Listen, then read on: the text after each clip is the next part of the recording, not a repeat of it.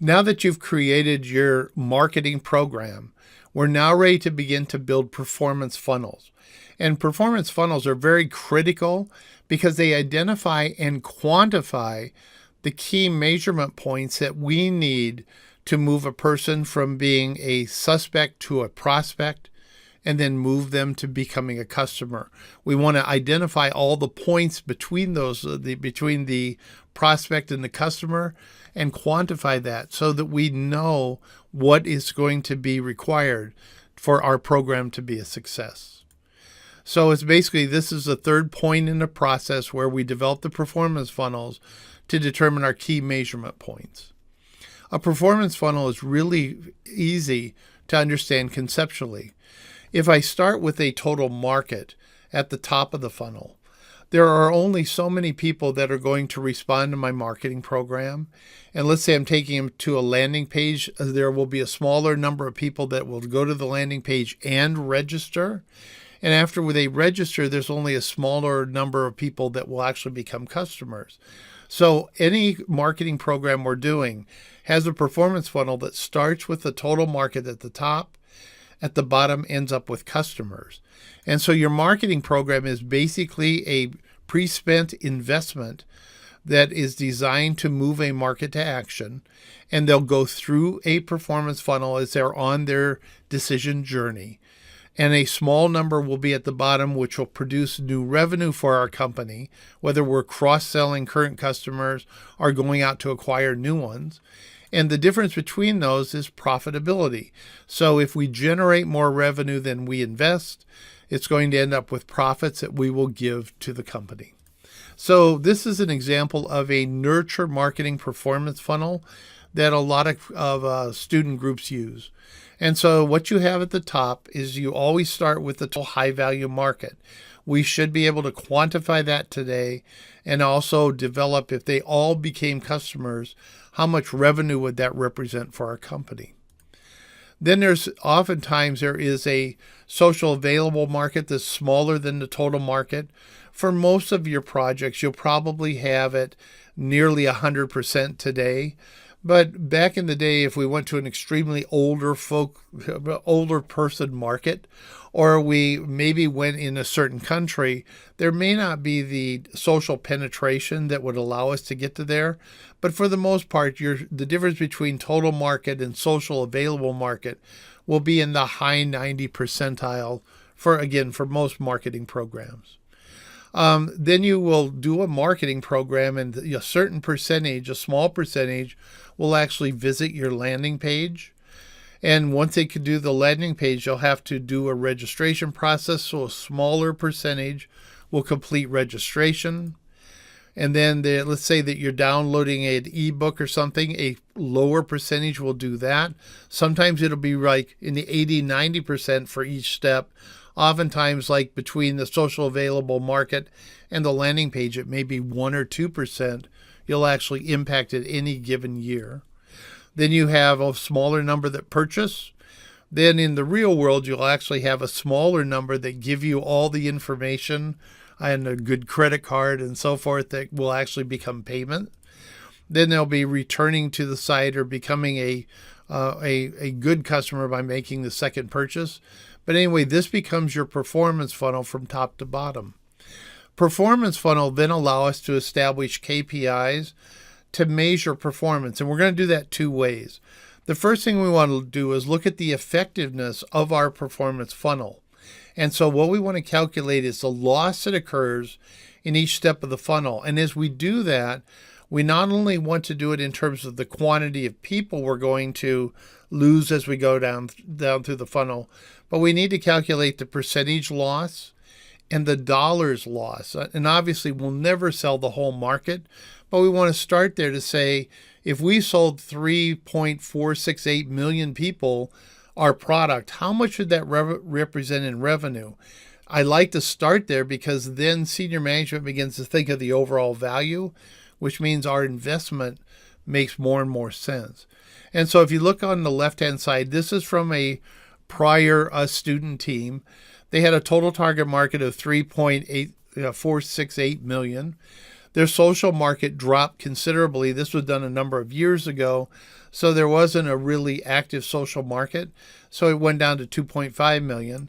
Then 35% of the people, based on the marketing program, would come to the information exchange landing page they had created. Registration was only 20%, which means most of the people didn't complete registration. It was a very complex product, and they felt that that would be an average number. Then, based upon that, so many, 40% came to the website and began to use the mobile tools they had created. Of those, 30% inquired about a product, and of those, 25% became first purchasers. So between each step, we can calculate the percentage and the dollars that we're going to lose as we go through. So it's really looking at how effective is this funnel top to bottom at generating income as well as generating new customers. For every step in the process, we will have effectiveness KPIs, which measure the effectiveness of our program. At the top, we'll have market penetration. How many of the total market were we able to potentially reach in terms of the social available market? Then we'll do a marketing program that will produce a response percent, which is the percentage of people who are attracted to the program and come to the landing page. Then there'll be a registration percent.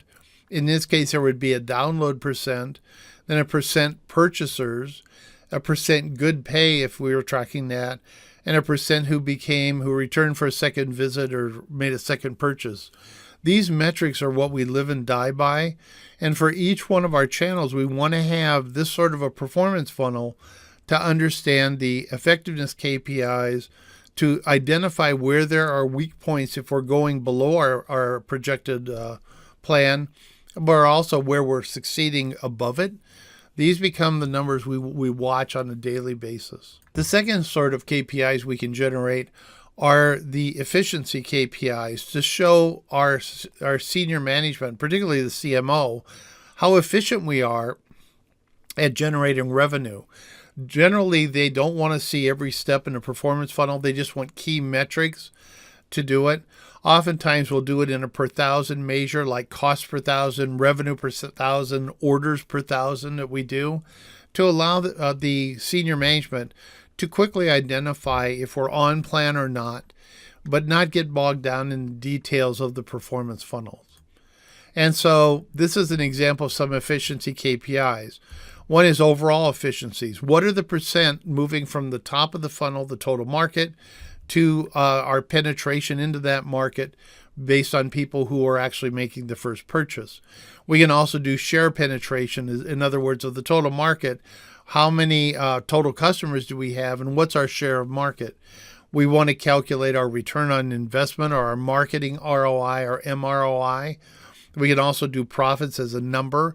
And we do want to do break even. In other words, for our program, how much do we need to generate in terms of revenue to recover the marketing costs at least? And that gives us a break even number, and everything above that then begins to contribute to the profitability of the company. These efficiency metrics are oftentimes demanded by senior management as a way to measure what's going on. And the nice part is that it gives us an example here of program efficiency. What we can do is we can say, here's the total cost of our program. Here's the gross profit we'll generate based on the revenues of 5.5 million. Here's the increase in customers we're looking at over the year. Therefore, our marketing ROI is 220%. This was done for a Steel Series project that is gaming headphones, headsets, and so forth. And it gives us all the measurements that senior management will want to say, this is a good program. It will produce more customers. It's going to generate really good profits. And therefore, it's a marketing program that they'll support. And the other thing we use the performance funnels for is not only justification of our program. We're going to actually do some what-if analyses, varying the performance of the funnel top to bottom, and say, will it produce profits as we go?